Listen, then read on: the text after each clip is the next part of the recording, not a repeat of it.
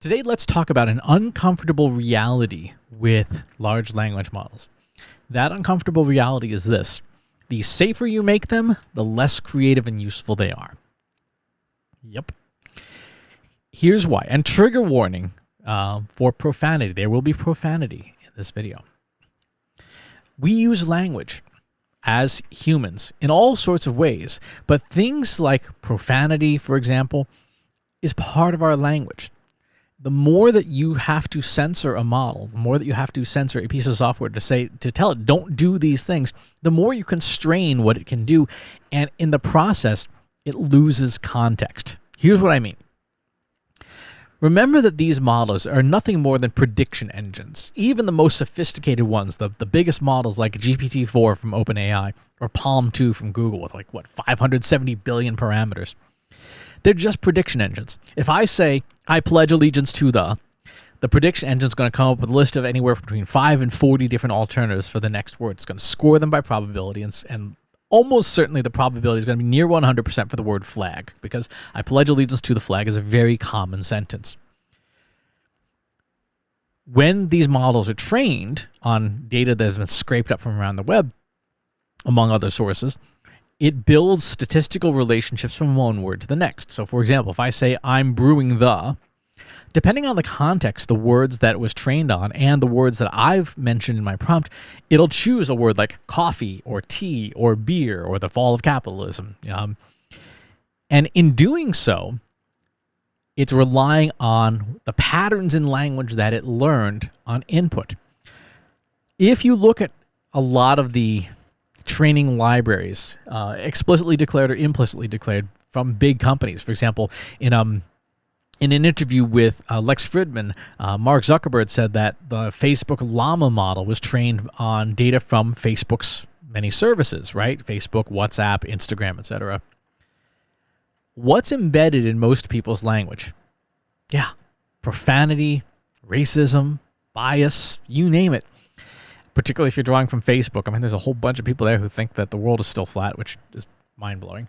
And because it's ingesting those patterns in language, if you then have to go back and say, don't say X or Y or Z, you are essentially handicapping the model. You are handicapping the model, and it's not just going to stop using words you don't want it to use, but it's also going to have to adapt and figure out how to use words in less creative ways that don't evoke those topics. So if you say, understandably and correctly, hey, don't be racist, and there's a good chunk of racist text that was fed into the model, suppressing that not only suppresses racist language, as you would normally want to, but it also impacts all the other words that are used in that context. And it impacts their overall probabilities. If I say, go fuck yourself, right? And then we say, you know what? Let's not use the word fuck. There is a statistical relationship in that sentence between the word go, the word fuck, and the word yourself. And if you see that a lot, and it's a very common phrase, right? GFY. These words are associated with each other. Now, if I suppress or try to remove or censor the word fuck, and you're left with go yourself, which makes no sense, right? And it breaks the probabilities around those words. So those words go and yourself are actually going to be negatively impacted by the suppression of the profanity.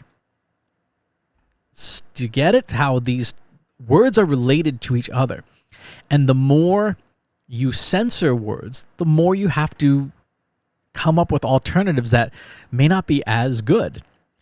Now, clearly, and let's be very, very clear, it's a good idea, if you're going to be using any of these models, particularly in any kind of professional context, to censor things like racism and bigotry and hate speech and substantial profanity. But you also have to understand that it will cause computational problems in these models. How do you get around this?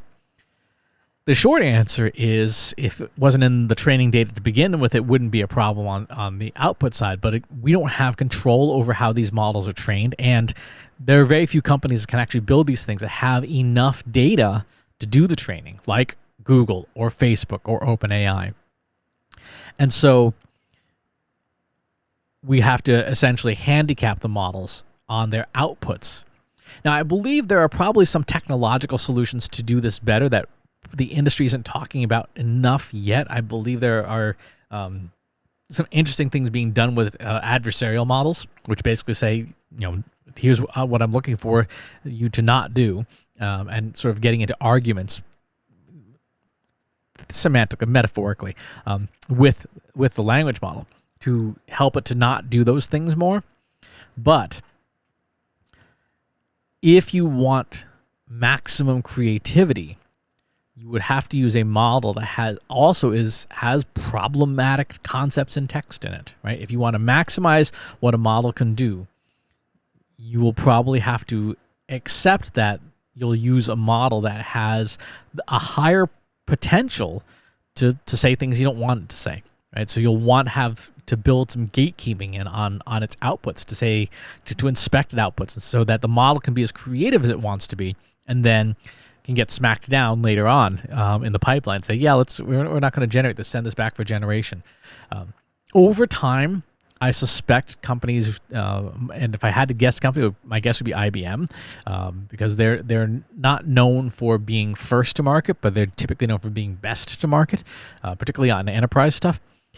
I would expect companies like IBM to say, hey, we're going to build a custom model that doesn't include profanity, that doesn't include racism and bigotry and homophobia. We're going to exclude those things from the source training data to begin with, so that it's not there on the output side. It can't be there on the output side because it didn't exist on the input side.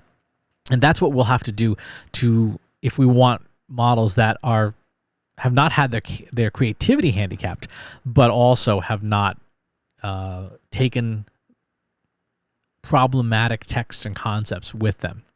So the bottom line is, if you want creativity, you also have to accept a model that has problematic text.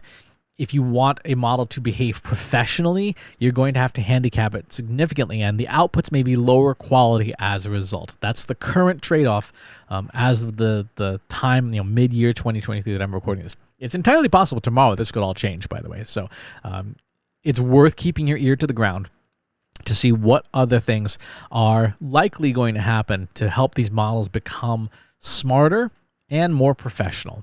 Thanks for tuning in. We'll talk to you next time. If you like this video, go ahead and hit that subscribe button.